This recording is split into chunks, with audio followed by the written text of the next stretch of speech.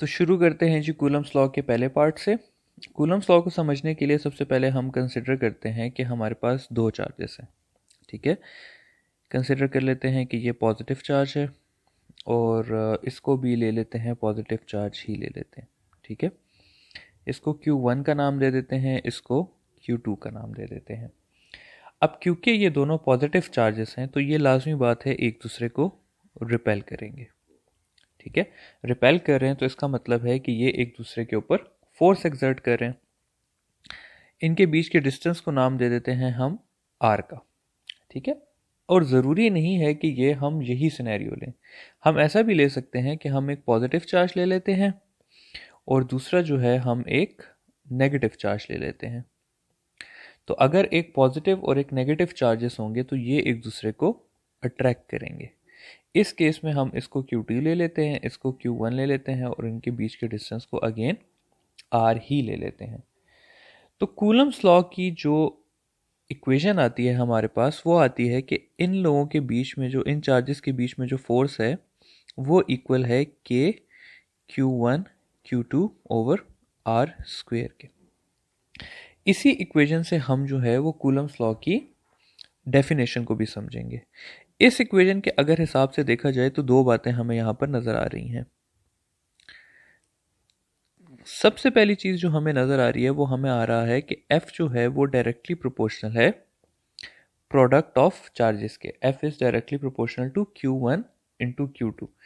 और दूसरी चीज जो हमें नजर आ रही है वो हमें आ रही है कि F is inversely proportional to R square, जबकि ये जो K है ये इस इक्वेशन का कांस्टेंट है। इसके बारे में हम बाद में बात करेंगे। फिलहाल अभी हमने ये देखना है कि F is directly proportional to product of the charges and inversely proportional to the square of distance between them. अब क्योंकि इसमें दो बातें हैं तो इसमें दो छोटी सी शराइत भी हैं। ठीक है, उनको देखते हैं कि शराइत कौन सी है हमारे पास।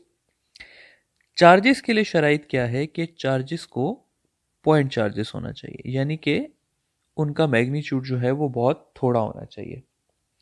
और डिस्टेंस के लिए क्या शर्त है कि डिस्टेंस जो है वो should be with in the electric field होना चाहिए। इस पॉइंट को एक्सप्लेन कर देता हूं।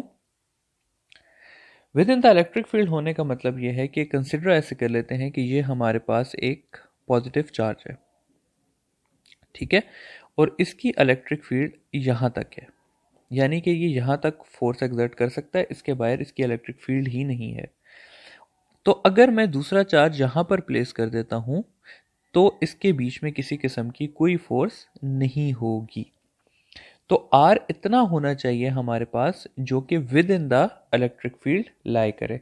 तो अगर डिस्टेंस हमारे पास मोर देन इलेक्ट्रिक फील्ड हो जाएगा तो R हमारे पास इनसिग्निफिकेंट हो जाएगा, उनके बीच में कोई फोर्स नहीं होगी।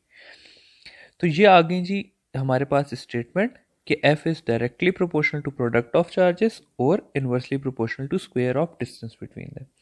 अब इससे रिलेटेड कुछ MCQ आते हैं, वो डिस्कस कर लेते हैं। पहला MCQ ये आता है कि अगर हम Q1 को डबल कर दें तो हमारे पास फोर्स कितनी हो जाएगी। दूसरी चीज ये पूछ ली जाती है कि अगर हम Q2 को डबल कर लें तो हमारे पास फोर्स कितनी हो जाएगी। तीसरी चीज ये पूछी जाती है कि अगर हम Q1 Q2 दोनों को डबल कर लें तो फिर फोर्स कितनी हो जाती है। और आखिरी सवाल इस तरह कहा जाता है कि अगर हम डिस्टेंस को डबल कर लें तो फिर फोर्स पे क्या अफेक्ट होता है।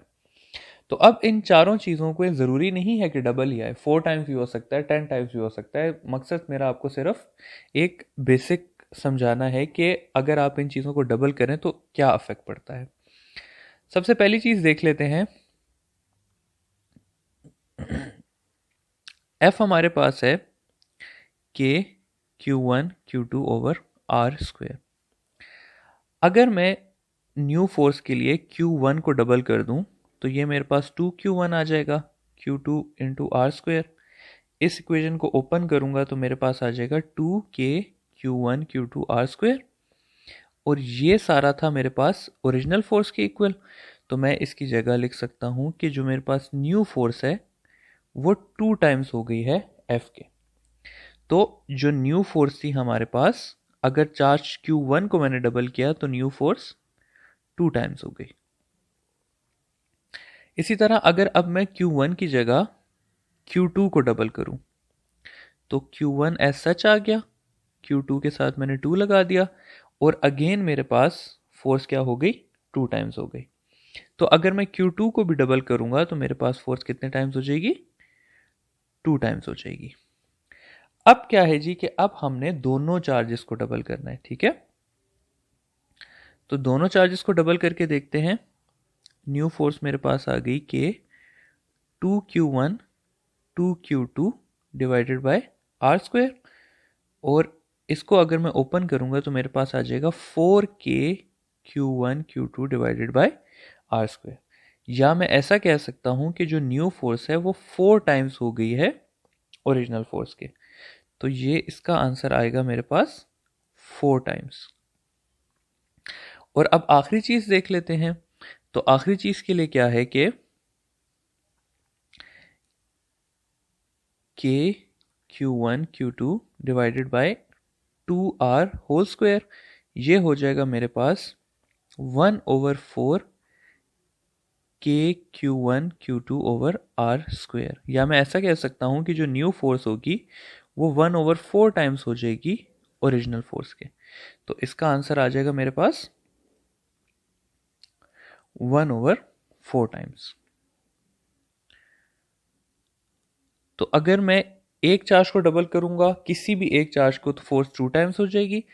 दोनों चार्जेस को डबल करूंगा तो फोर्स 4 टाइम्स हो जाएगी। और अगर मैं डिस्टेंस को डबल करूंगा तो फोर्स 1/4 टाइम्स हो जाएगी।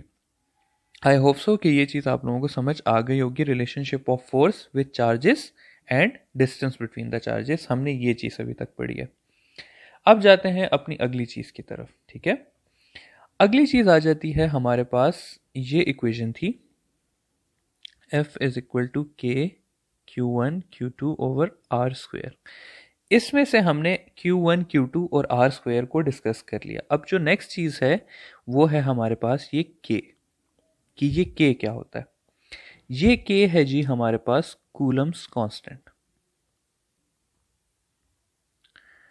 और इस कूलम्स कांस्टेंट की वैल्यू होती है 9 एक्सपोनेंट 9 और इसका यूनिट होता है न्यूटन मीटर स्क्वायर पर कूलम स्क्वायर।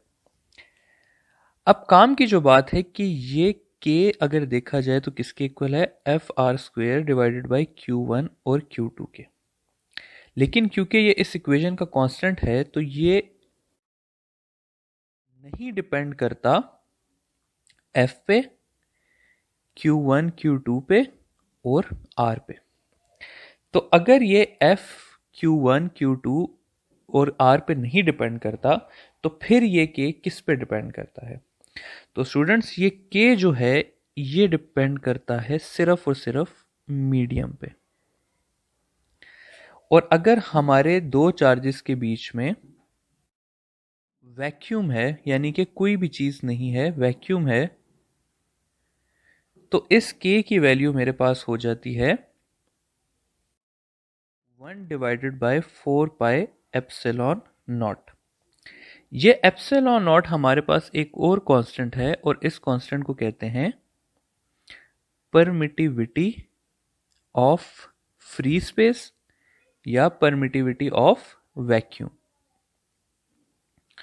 और इस ई नॉट की वैल्यू है मेरे पास 8.85 एक्सपोनेंट -12 मीटर स्क्वायर पर न्यूटन कूलम स्क्वायर। तो अब इसके बाद हमने क्या करना है, सॉरी, इसका जो यूनिट है वो है कूलम स्क्वायर पर न्यूटन मीटर स्क्वायर। अब फोर्स थी हमारे पास के Q1 Q2 over R square.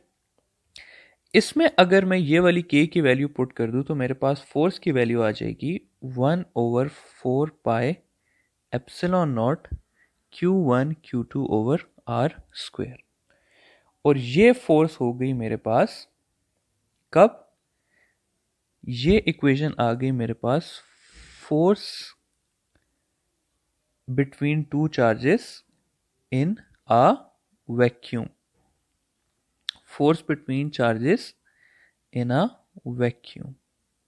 तो आई होप कि ये आपको समझ आ गई होगी कि force between the charges in a vacuum कहाँ से आता है और किसके इक्वल क्यों होता है।